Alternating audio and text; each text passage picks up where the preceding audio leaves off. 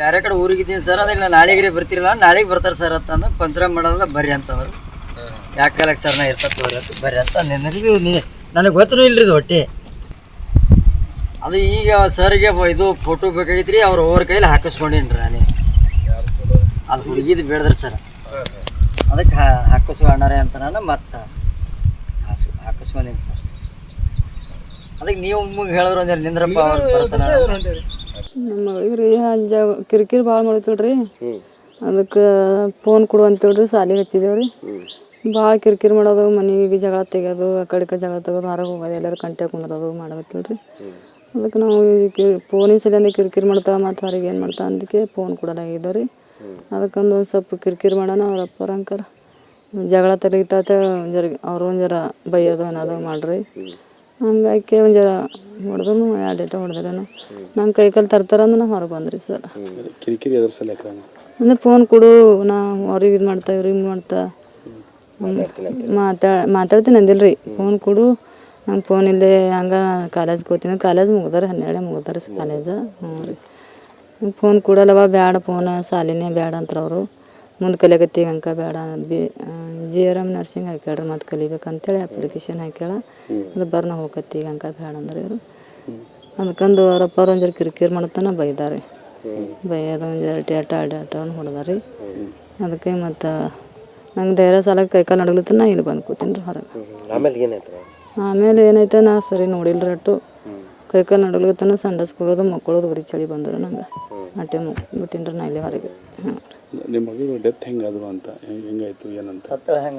ಅದು ಎಣ್ಣೆನೇ ಕುಡಿತೀನಿ ಅಂತೀರಿ, ಊರ್ಲು ಹಾಕೋತೆ 2-3 ಸರಿ ಊರ್ಲಕ್ಕೆ ಹೋಗಿಡ್ರಿ.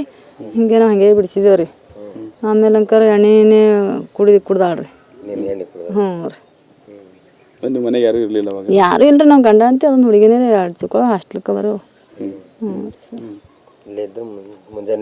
ಮುಂಜಾನೆ ನಾ ಮಲ್ಪಿಟ್ಟು ಮಾಡ್ಬೇಕು ಎದ್ದಂತ ನೋಡೋತೀನಿ ರೀ, ಹೋಗತ್ತಂದು ಡೆತ್ ಆಗ್ಯಾಳ್ರಿ ಸರ್. ಅಲ್ಲ ಅವಾಗ ಮನೆಗೆ ರಾತ್ರಿ ಮನೆಗೆ ನೀವು ಯಾರು ರೂಮ್ನಾಗ ಇರಲಿಲ್ಲ, ಹೆಂಗೆ ಒಬ್ಬಾಕಿನಿದ್ರೆ ಹೆಂಗೆ? ಹ್ಞೂ ಒಬ್ಬಾಕಿನೇ ಇರ್ತೇಳ್ರಿ. ಯಾವಾಗ ಓದೋದು ಬರೆಯೋದು ಅಂತ ಒಂದು ರೂಮ್ ಕಡೆಗೆ ಹಾಕಿ ಒಬ್ಬಾಕಿನೇ ಇರ್ತೇಳ್ರಿ ಸರ್.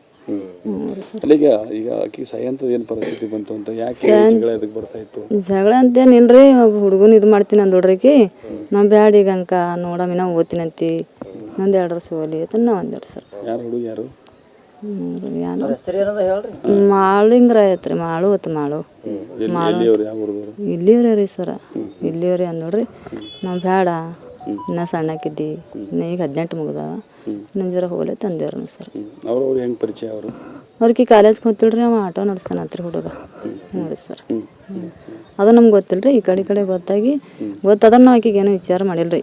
ಹೇಳಿದೆವು ಸರಿ ಸಾಲಿ ಕಲಿ, ಹಂಗಿದ್ರೆ ಹೋಗಿಲ್ಲ ಬೇಡ, ಈಗ ಇನ್ನು 18 ಮುಗ್ದಾವ, ಏಜ್ ಆಗಿಲ್ಲ ಬೇಡ ಅಂದ್ರಿ ಸರ್.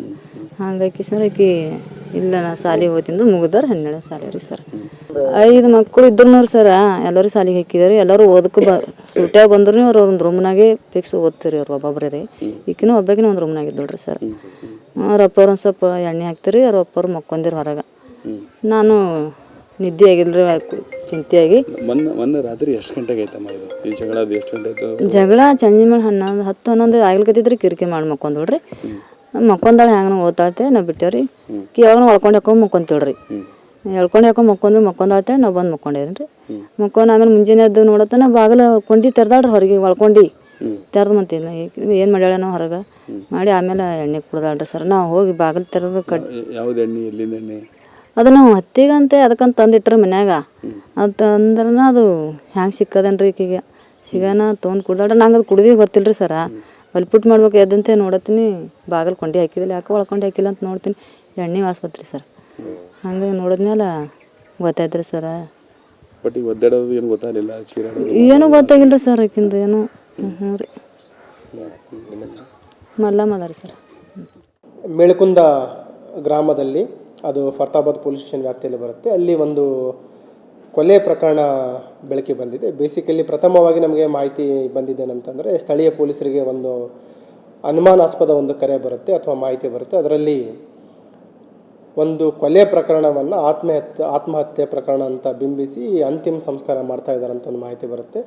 ಆ ಹಿನ್ನೆಲೆಯಲ್ಲಿ ಸ್ಥಳೀಯ ಪೊಲೀಸರು ತಕ್ಷಣ ಮೇಳ್ಕುಂದ ಬಿ ಗ್ರಾಮಕ್ಕೆ ವಿಸಿಟ್ ಮಾಡಿ ಅಲ್ಲಿ ಪ್ರಾಥಮಿಕವಾಗಿ ಮಾಹಿತಿಯನ್ನು ಕಲೆ ಹಾಕ್ತಾ ಇದ್ದಾರೆ.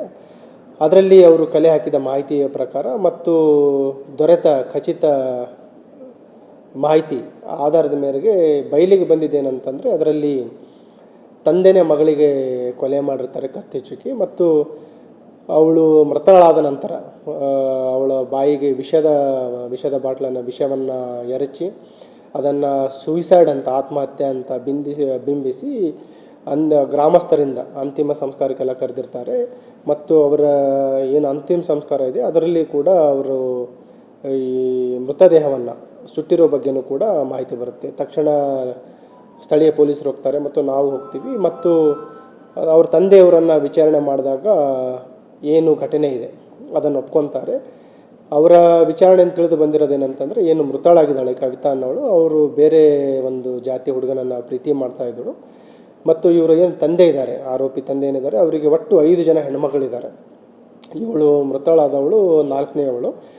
ಇವಳು ಅನ್ಯ ಧರ್ಮದ ಒಂದು ಜಾತಿಯ ಹುಡುಗನಿಗೆ ಮದುವೆ ಆಗಿದ್ದರೆ ಬೇರೆ 3 ಹುಡುಗರಿಗೆ ಕೂಡ ಮದುವೆದು ಪ್ರಾಬ್ಲಮ್ ಆಗುತ್ತೆ. ಮತ್ತು ಊರಲ್ಲಿ ಮರ್ಯಾದೆಗೋಸ್ಕರ ಹೆದರಿ ಸುಮಾರು ಅವಳಿಗೆ ಬಲವಂತ ಮಾಡಲಿಕ್ಕೆ ಟ್ರೈ ಮಾಡ್ತಾರೆ. ಈ ಪ್ರೀತಿ ಎಲ್ಲ ಮಾಡೋದು ಬೇಡ ಮತ್ತು ಓದಿನ ಕಡೆ ಒತ್ತನ್ನು ಕೊಡುವಂಥ ತಿಳುವಳಿಕೆ ನೀಡಿದರೂ ಅವಳು ಕೇಳಲ್ಲ. ಆ ಹಿನ್ನೆಲೆಯಲ್ಲಿ ಅವಳಿಗೆ ಕತ್ತಿಚ್ಚುಕಿ ಕೊಲೆ ಮಾಡಿರ್ತಾರೆ. ಮತ್ತು ವಿಷ ಏನು ಹೊಲದಲ್ಲಿ ಔಷಧ ಹೊಡಲಿಕ್ಕೆ ಏನು ಬಾಟ್ಲಿ ಇರುತ್ತೆ, ಪೆಸ್ಟಿಸೈಡ್, ಅದನ್ನು ಕೂಡ ಅವಳಿಗೆ ಬಾಯಲ್ಲಿ ಹಾಕಿ ಒಂದು ಅಟೆನ್ಷನ್ ಡೈವರ್ಷನ್ ಥರ, ಅಥವಾ ಏನು ಇದು ಕೊಲೆ ಇದೆ ಅದರ ದಿಕ್ಕನ್ನು ಟೋಟಲಿ ಸೂಸೈಡ್ ಥರ ಬಿಂಬಿಸಲಿಕ್ಕೆ ಪ್ರಯತ್ನ ಮಾಡಿರ್ತಾರೆ. ಈ ಹಿನ್ನೆಲೆಯಲ್ಲಿ ಸ್ಥಳೀಯ ಪೊಲೀಸರು ನಾವು ಸುಮೋಟೋ ಕೇಸ್ ತೊಗೊಂಡಿದ್ದೀವಿ.